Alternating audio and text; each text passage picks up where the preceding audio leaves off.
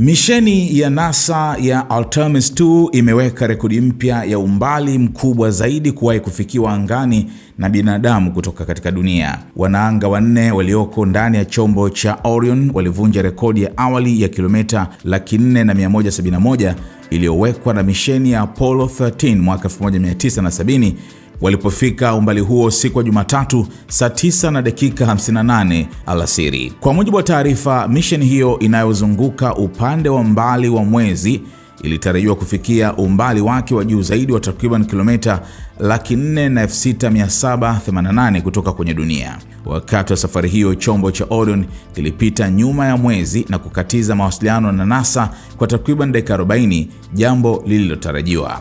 Baada ya mawasiliano kurejea, mwanaanga Christian Koch alisema ilikuwa ni furaha kuisikia dunia tena. Wakati wa mzunguko huo, wanaanga walitumia zaidi ya saa 6 kuchunguza uso wa mwezi, kurekodi maelezo ya kisayansi na kupiga picha.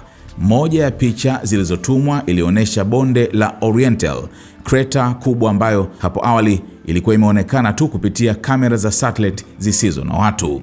Wanasayansi wanasema macho ya binadamu bado ni muhimu katika utafiti wa mwezi, yakichangia maelezo ambayo teknolojia pekee haiwezi kutoa. Siku hiyo ya kihistoria ilianza kwa ujumbe uliorekodiwa na marehemu mwanaanga Jim Lovell aliyeshiriki misheni za Apollo 8 na Apollo 13. Katika ujumbe huo, aliwataka wanaanga kufurahia mandhari na kuwakaribisha katika eneo alilowahi kufika.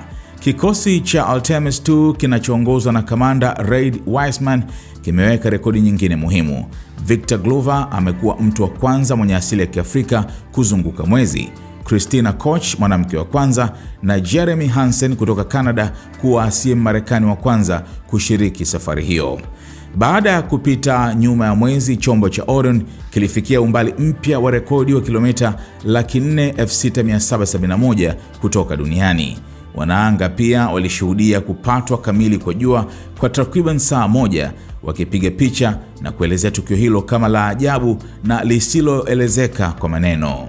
Wakati wa kurejea, rais wa Marekani Donald Trump alipiga simu fupi kwa wanaanga hao akiwapongeza kwa kuandika historia kwa kuvunja rekodi ya umbali. Wanaanga walieleza kuwa waliona mandhari ambayo hakuna binadamu aliyewahi kuona na kuzungumzia bila matarajio ya siku zijazo ya safari za kwenda Mars. Pia Rais Trump aliwaalika katika ikulu White House. Misheni ya Artemis 2 ni hatua muhimu kuelekea safari zinazofuata za NASA, ikiwemo Artemis 3 inayolenga kurudisha binadamu mwezini mwaka 2027 na misheni ya Artemis 4 inayolenga kutua mwezini mwaka 2028.